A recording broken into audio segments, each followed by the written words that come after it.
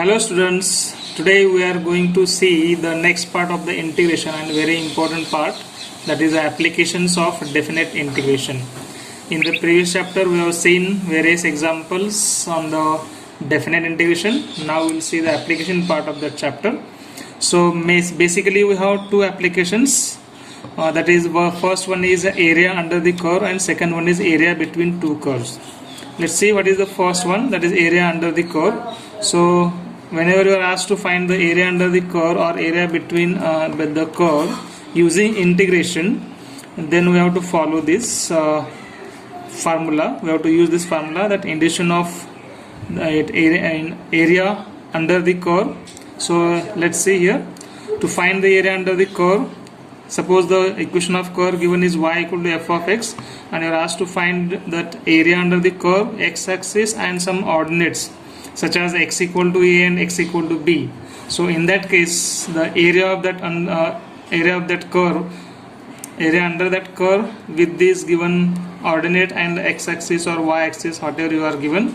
In that case, here for this x-axis and the ordinate x equal to a, x equal to b, the area is given by a definite integration from a to b of fx dx. That fx is nothing but the expression of y in terms of x, that function of x. So integrating it with respect to x by using appropriate method of evaluating the integrations and using the limits, upper and lower limits, will gives us the definite value, and that will be nothing but area under that curve.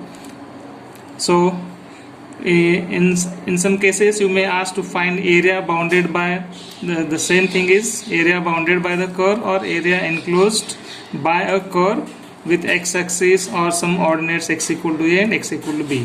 So these are both are of same type of question, either to find area under the curve or area bounded by curve or area enclosed by the curve with either x-axis, y-axis or some ordinates x equal to a, x equal to b, and so on. So this is the first concept of finding the area under the curve. Now let's see one example depending on the same. Let's see this one example here we are solving. The question will be find area under the curve. Here we have the example for y equal to x cube. The curve given is y equal to x cube. You are asked to find area under the curve y equal to x cube with x-axis and the ordinates here x equal to 1 and x equal to 3. Now the very important part is to check or to trace the curve, to identify the curve, which type of curve it is. So here it is y equal to x cube, a cubic function. So the nature of the graph of such function, such curve will be like this. It is passing through origin, as it is y equal to x cube. If we substitute x equal to 0, y will also become 0, means we can say it is passing through origin. Okay, and we have such type of positive and negative values corresponding to some values of x. Okay, so using that, getting some points, you can have the curve of this kind.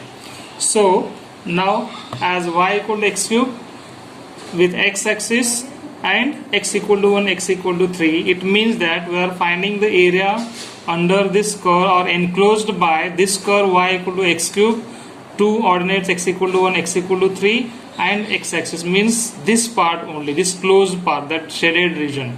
So that will be our required area. So as we know how to get the area under the curve, the formula we have is a equal to a definite integration from a to b fx dx. Okay, so to finding area of this curve is nothing but finding the area of the shaded region using this formula. So now use the function as y equal to x cube, we can replace that fx by x cube, and a and b, they are nothing but the ordinates x equal to 1, x equal to 3.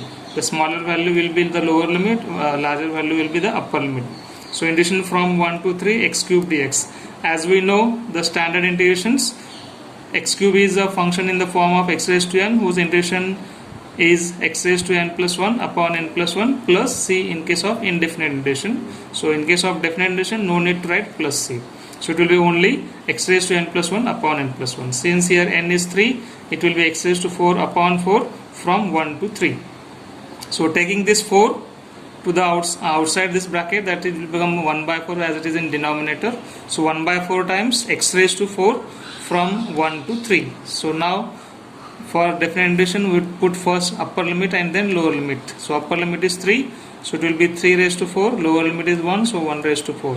As we know, 3 raised to 4 is nothing but 3 square raised to square, that is square of 3 square, that is 9 square, that is nothing but 81. Or you can just multiply 3 4 times. 3 into 3, 3 into 3, that is 81 again. So 81 minus 1, that is nothing but 1 by 4 times 80. So simplifying this, it is 4 2s are 8, that it will become 20.